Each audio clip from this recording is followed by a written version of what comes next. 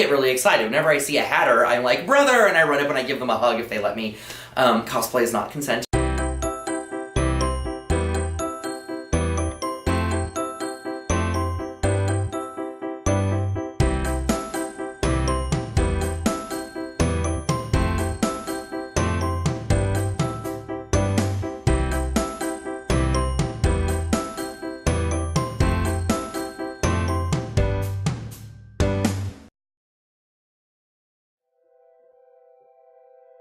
Sexual harassment definitely has been a problem in the cosplay community, but the thing about it is it's not just the cosplay community.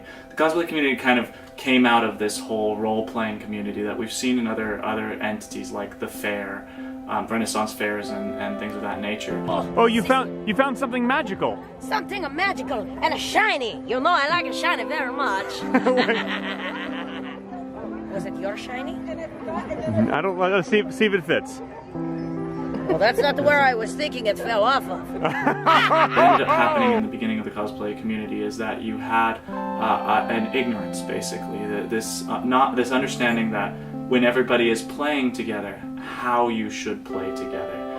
We always think of that cosplay, and then we realize, oh, we're all in a game, and as long as everybody knows what the rules of that game is, then you don't have the issues that you end up having. So it's essentially everybody being able to figure out if they can consent on what the rules are, and they communicate what those rules are when they're in play. Even if a character or two characters may have some kismet or connection or romantic element in their story, unless you can then take that and let that person who is now in that costume know that you're just playing, or that you are, or they don't want to, or you. It's something as simple as even putting your arm around a person for a photograph should all be consented, and there are ways to do that.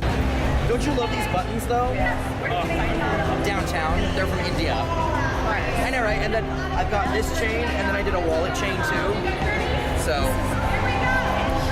I know, right? So, anyway, give me a hug. I'll catch up with you later. You know, there's these sexualized characters on both ends. We know we have a lot of female sexualized characters in media and everything, but guys also have a sexualized character. And with a guy, it's not about showing flesh. It's actually oftentimes there's a suit and tie element to this. As soon as you put on a suit, then you suddenly are in this position, you know, of people seeing that suit and going, oh, you're well dressed, you have this, you know, and so now you can sort of play along with this character, and they think that's different. But it doesn't matter what the person is wearing. It's more about if you are being mistreated and objectified, then there is a chance that people can it's a bad thing to objectify that person, because then you end up doing things that you wouldn't normally do to a person if they weren't that character. I have been at conventions where I've been groped.